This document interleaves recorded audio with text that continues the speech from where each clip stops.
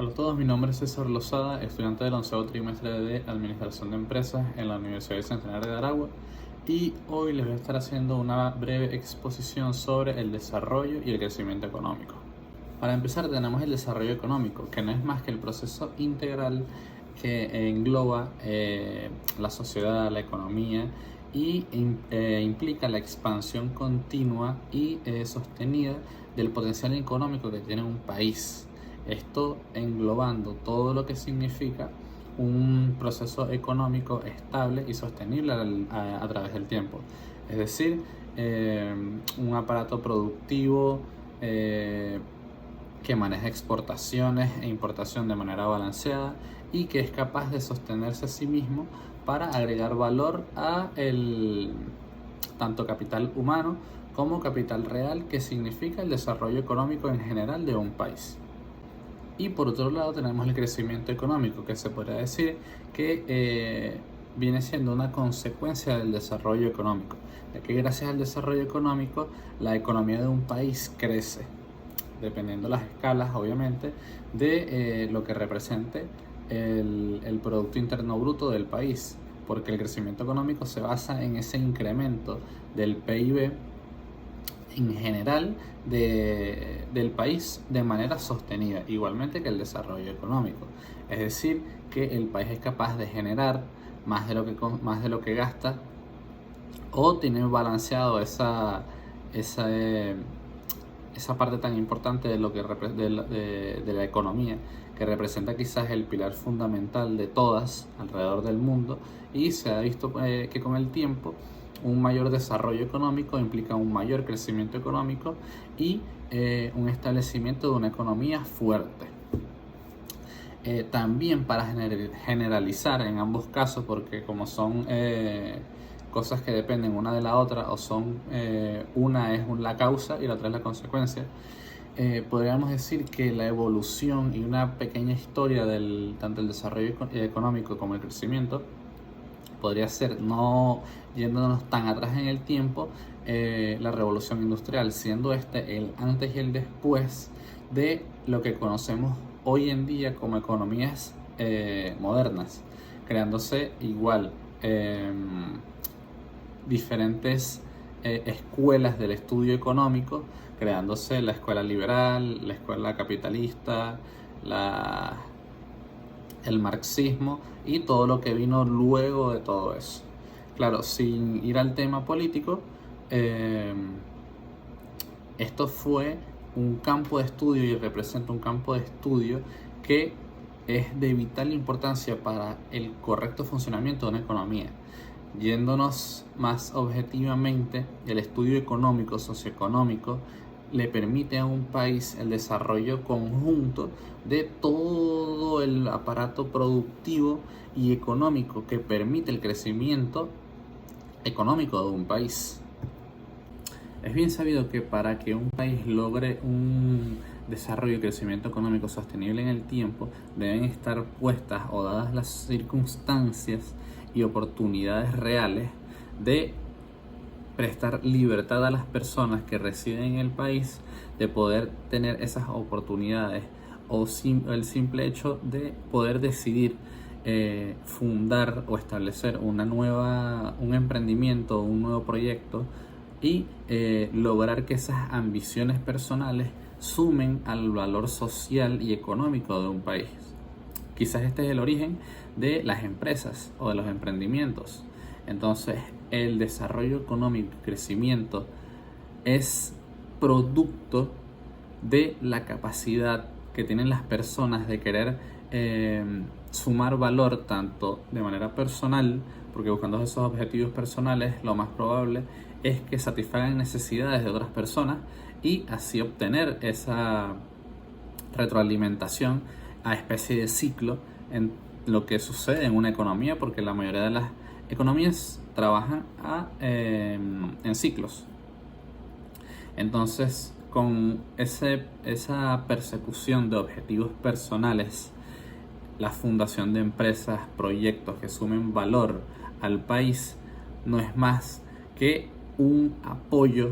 o quizás el motor para el desarrollo socioeconómico de un país, el capital humano y el capital empresarial.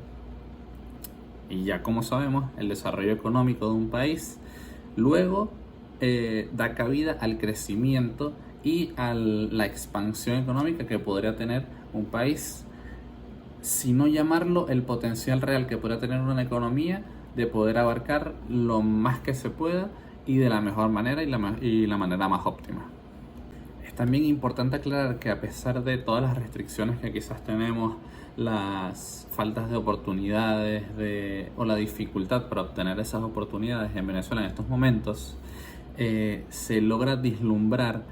cómo las personas, a pesar de los momentos en los que nos encontramos, logran ese punto extra que quizás no todos pueden hacer, pero sí hay una cantidad considerable de personas que se atreven a dar el paso a la independencia económica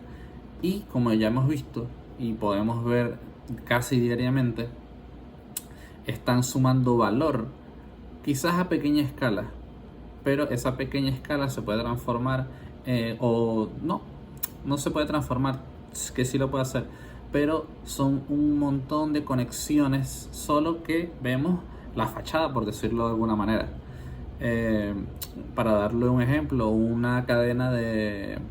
supermercados da trabajo a las personas que residen o que trabajan, que laboran en el supermercado, dan trabajo a los surtidores, que los surtidores a la vez tienen trabajo gracias a las personas que están en el campo produciendo la materia prima que se vende en el supermercado. Entonces son esas pequeñas cosas que, a pesar de los momentos en los que estamos, se puede ver que las personas siempre buscarán ese crecimiento, ese desarrollo que está sumando, así sea poco, a la economía y al desarrollo de Venezuela. Y por último tenemos la teoría de la dependencia, que quizás viene también un poco arraigada a lo que comenté anteriormente, ya que en esta se busca dar explicación del por qué los países desarrollados se mantienen o siguen creciendo y por qué los países subdesarrollados, que mayormente son los productores de las materias primas que utilizan los países desarrollados, siempre se mantienen en ese subdesarrollo, nunca logran el paso al desarrollo como tal. Esto fue creado en la década de los años 50, entre los años 70 también, y buscaba dar explicación a esto que les había comentado antes. Sí se nota quizás que las personas que realizaron esta